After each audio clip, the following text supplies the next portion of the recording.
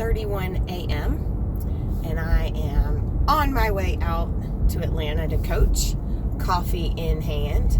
Don't worry, it's decaf, and it always will be.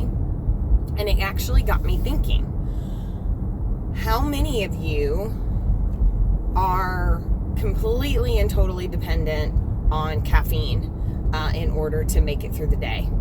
And that's coffee, 5-hour energy drinks, Starbucks, Dunkin' Donuts, Coke Zero, Coke, whatever the hell they came up with this time that has all the chemicals and all the cancer in it, but everybody still drinks it anyway. But the point is caffeine, right?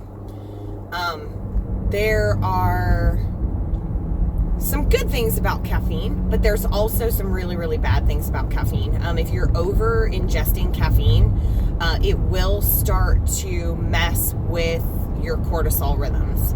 Okay, your cortisol should be nice and high in the morning when you first wake up, kind of bounce out of bed and be all like happy-go-lucky and ready to go. And it should be diminishing throughout the day so that by the time the sun starts to go down, you are feeling fatigued, you are feeling tired, you are feeling lethargic and ready to go to bed. Okay? A lot of people experience that tired and wired effect at the end of the day where they're literally dragging at noon, 2 o'clock, 4 o'clock in the afternoon, falling asleep all over themselves. And then at 11 o'clock at night, they're literally like wide awake and can't fall asleep. And then are dragging in the morning and have to have caffeine in order to be able to function. And then that caffeine wears off and they have to have more caffeine, and then that caffeine wears off and they have to have more caffeine, and it's just this vicious cycle. Another thing that caffeine does, and yes, it has some good antioxidants in it and all that kind of stuff, so there are some benefits to it depending on what you put in it as well. I have goat milk in mine as a creamer, and then some liquid stevia drops to kind of give it a little bit of sweetness. Wish I could drink it black, but that's not happening. So the other bad thing that it does, though, is it doesn't have a diuretic effect like some people will think, but it will actually flush some of our good water-soluble vitamins out of our body.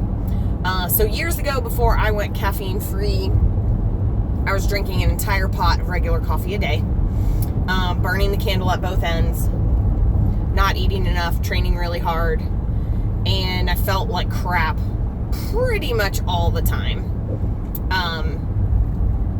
Never could get stronger, never could get better at anything, always had kind of a little tweak or niggle or something going on, and just overall felt like trash the majority of the time.